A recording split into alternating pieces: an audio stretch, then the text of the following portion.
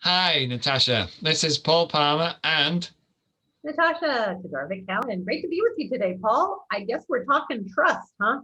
yeah, we are because trust is quite a significant, um, I suppose, resistance factor to improving businesses.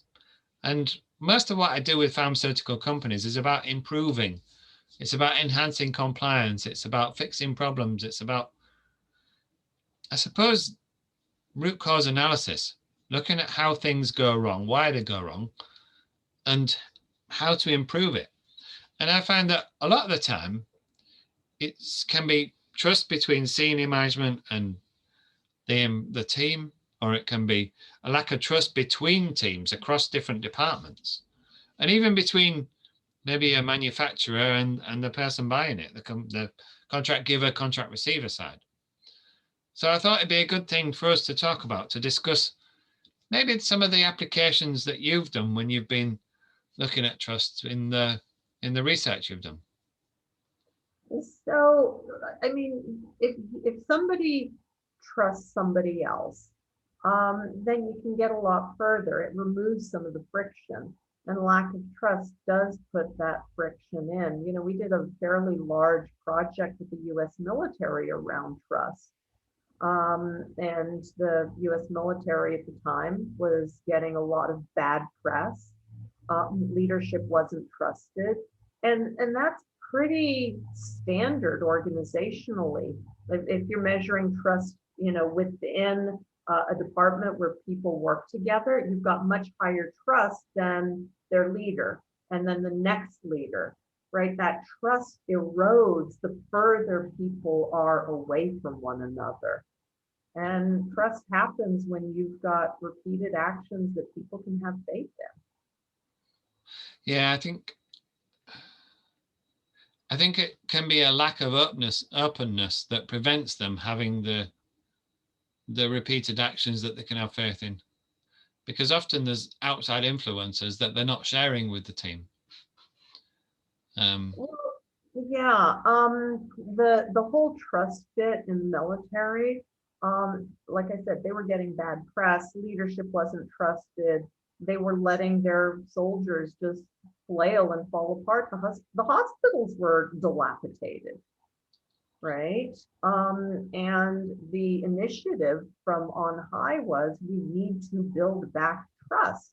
Now, what does that mean? And each individual has a different definition of what trust means. Some people trust immediately, and then with evidence, they pull back and they say, no, I don't trust them anymore. Other people don't trust immediately. They look for the evidence to gain trust, right? But trust has a cognitive component, it has an affective component, it has an experiential component, and different people trust for different reasons. And you're right, openness needs to happen for trust to happen. I think I find the approach of trusting first, and if somebody fails or doesn't deliver, tends to be my baseline. Mm-hmm. But if I've got a reference from somebody and say, oh, they often don't achieve or don't do this, then I'll go to the converse and I'll say, right, well, we'll give them a test first, see if they Mm-hmm. actually do it, and then build on it. But of course, Yeah, then you run the risk of never getting out of the testing phase, or you because you're look, expecting them to screw up. well, exactly, you look for what's wrong first before you work with them to get it right.